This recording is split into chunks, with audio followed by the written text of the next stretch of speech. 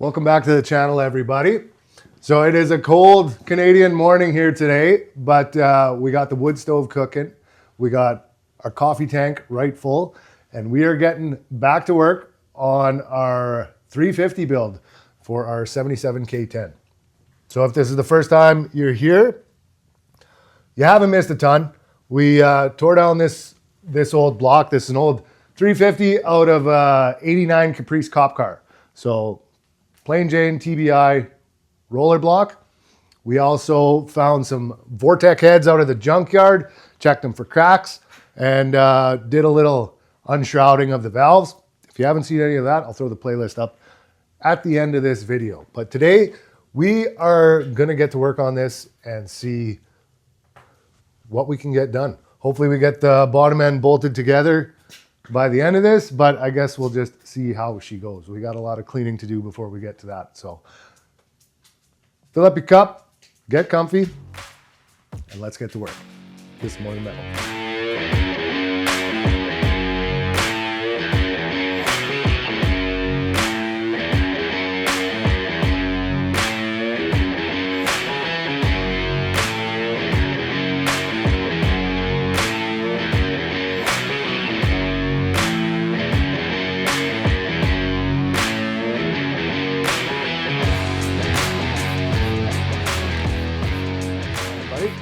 So we're back in the garage today. We're gonna be working on our 350 build. And to be honest, I thought we'd be farther along at this point, but with work and kids and life in general, it's just the way the wind crumbles sometimes. So at this point, it's water under the fridge. So I'll show you kind of what the plan is for today, what we're hoping to get done. And by the end of this video, I'm hoping we got the bottom end built on this motor, but let me show you where we're starting out. So I was planning on just breezing through this part of the build. I wasn't even gonna really show it, but it is a pretty huge part of building your own motor, doing a home build. So I think it's kind of important to just show what I'm doing, show how I'm getting these parts clean. If anybody's out there, you know, thinking about doing their own motor for the first time, don't base it off how I'm building it. Find a smarter person. Stay to watch this video, but find a smarter person. Anyways, I'll flip you around. I'll show you what I'm doing, show you where we're getting going here.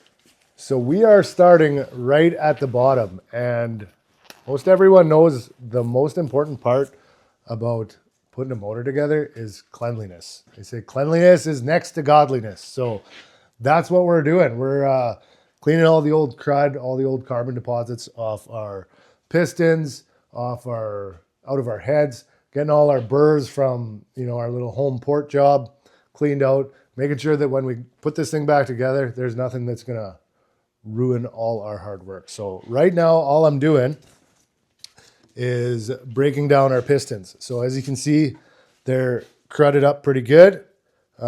Not too bad, actually. This motor is probably one of the better ones that I've taken apart, but we're gonna wanna get our piston rings out so our ring lands can get cleaned out.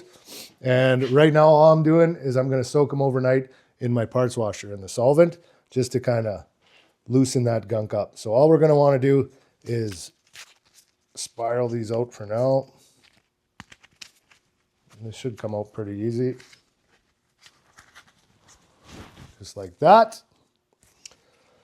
And what I do to check my ring lands to make sure we don't got anything squashed or opened up, or just to make sure our piston's good, is this tool right here, which is a broken piston ring. So not only are we going to use this to clean our ring lands, we're going to use it to measure our ring lands. So if we take this and turn it backwards and put it in a ring land like that, we're just going to want to try and give it a wiggle up and down, back and forth. You should really have no play in there. If you got play, it means this ring land is opened up. And what else you should do is if you run it around all the way around like this, you should be able to slide it the whole length fairly easily. There shouldn't be any tight spots. There's a few that I can feel some drag in here just because it's dirty. But any tight spots is obviously going to mean that that piston's crushed down a little bit. So that's a down and dirty backyard way of checking your ring lands. So I'm going to bust all these out, get them in my parts washer, get them soaking, and then we can probably start cleaning up our heads. One thing to try and remember too is that those piston rings are very sharp. So, you know, mind your digits.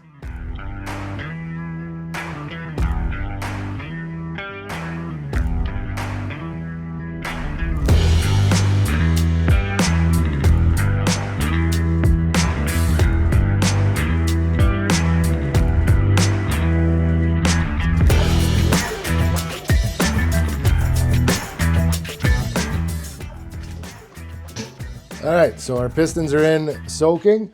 And as you might have noticed in that time lapse, we had a little battle with gravity, but that was actually 100% planned. It wasn't me not using my brain at all. But it does actually bring up a good point. So these main caps, they all have a specific spot they gotta go. Same with the pistons. When I take it apart, I always make sure that I have a number either in it or I stamp it in myself, just to make sure if something like that does happen, we know where they go back. So, you know, it's almost like I've been a clumsy fool before.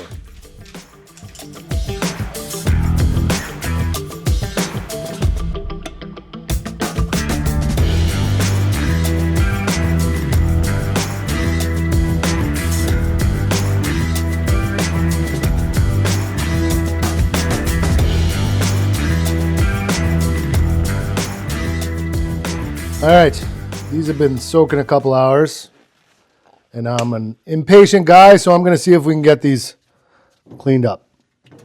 So this is the part that we use our super high-tech tool to get these clean. So what we're trying to do, I don't know how well you can see this, but all these carbon deposits in our grooves is what we want to get out, because that's what's going to end up sticking rings and causing no goodness. So we'll try and get that cleaned out. This is also the time you can just go around and check your ring lands as you get them clean.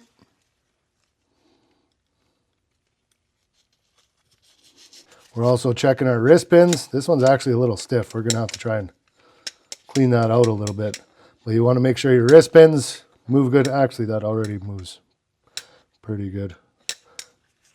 But make sure nothing's stuck there. A general once over. Did I take this off time lapse? I did. Kaylin, you gotta pay more attention to that. Kaylin's not here. It's coming out pretty good. It's like cleaning the burnt cheese off the pan after you cook your Delissio pizza. Before Kaylin gets home and says, "Why didn't you put some tin foil down?" I said, "I don't know, I was hungry. I just wanted a pizza." It's fine. I'll clean it myself. It's got to soak. You got to let it soak. See, it's proof. This parts washer has been a fantastic investment so far. So I'm going to pick probably what's going to be the most boring part of this video to go ahead and say, you know, why don't you just like and subscribe? You know, just because it's not super entertaining doesn't mean it's not important. This is an important part of this. I always underestimate how long this is going to take. Oh yeah, I'll have that clean in an hour. We'll be bolting it back together. 8 hours later, it's good enough. Why did I choose this as a hobby? This is fun. Like washing dishes for the pure enjoyment of it. But it smells worse and it burns your skin. Could have played golf. I don't really like golf. Hockey. I don't like hockey. I don't like the cold. You heard it right. There are Canadians that don't like hockey. I know. It's crazy. I played hockey as a kid.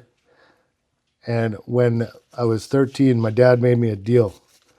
Either he spends the money to put me in hockey, or we go out and we buy my first car to work on. I think I had a 79 Camaro the next week. Easiest decision ever. And that, boys and girls, is how we ended up here. Okay.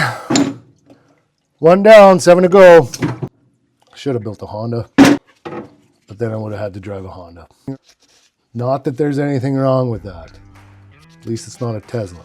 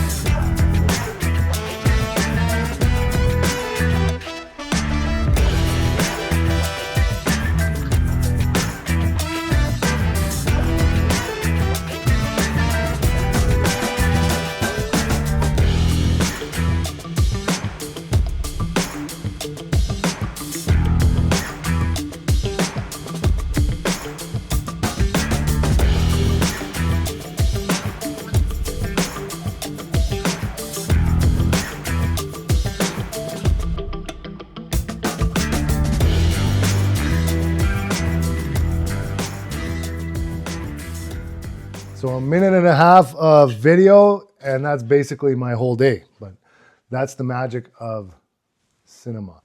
So I'll show you where we're at. So we got our pistons all cleaned up. Got our ring lands nice and clean. All that carbon's gone. Skirts are looking good. Everything's looking good there. Got our head set up here. We got our crank kind of polished up. I still got some work to do on it, but what you've seen me doing there before, all I had was some 2000 grit paper and a shoelace and WD-40, and we're just shining up our piston journals. I am going to go with a little coarser sandpaper for our main journals, just because there is a little bit of scoring, nothing too serious, but it kind of solves the mystery of why this thing had such bad cam bearings and such nice main bearings. This thing probably lost oil pressure at some point in its life, and someone was in there changing the oil pump and bearings. So mystery solved, probably. We also got our cylinders honed out, our first step of honing. I'm going to go over this with a ball hone, just because, here, I'll flip you around. Maybe. So we do have our cylinders looking pretty good, but as you can see, there's a little bit of a unevenness at the top of our bore. And that's because, just because this is almost no ring ridge, doesn't mean there's no ring ridge. So using a 3-stone hone, it's kind of riding up on that. And we do have a little bit of cross hatching up there. It's hard to see on video, but what I'm going to do is I'm going to do the last step just with a ball hone, just to kind of touch that area there, just so we got a nice surface for our rings to seal to. Okay, before the keyboard warriors take me to church and tell me that I'm a hack and I'm doing it wrong and that's not how you rebuild a motor, I know. This isn't what I would generally consider a rebuild. This is more of a refresh, even though I've been calling it a rebuild. We're putting in new seals, new bearings, new rings, and we're just giving a surface for our new rings to seal to. Unless you're taking this thing back to factory tolerances, calling it a rebuild is a stretch. We know we're on a budget. So what kind of situation would I be refreshing a motor like this? Well, you know, Billy's 83 Camaro ran pretty good when it parked back there, and it'd be pretty cool to get that thing out and, you know, just do the odd burnout in. We're not looking to build a race car. We're not looking to put a bunch of nitrous to this thing. No nitrous? We're not looking to slap a turbocharger on this thing. Not even a little bit of boost. All we're looking to do is have a nice driving motor. Can he do that on the internet? This motor ran well when it was taken out of the car, and it's gonna run good when we put it back in the truck. Nobody's watching this garbage. Is it gonna last 200,000 miles on a freshly rebuilt motor? No, probably not. Are we gonna get 75,000, 100,000 miles? There's a pretty good chance. I mean, I've done this before, and lots of those motors are still running. So, I don't know. You be the judge. This is my motor. This is how I want to do it. Maybe you want to spend a little bit more money, but this is how I'm doing this one. So what's next on the list? Well, I got to finish polishing that crank. That's number one, what I'm going to do now. We still got to get our piston rings put back on our pistons, and then one more good clean just with soap and water, just to make sure we get everything out, and then we'll be ready to go, ready to start reassembling. And we are going to do that in the next video.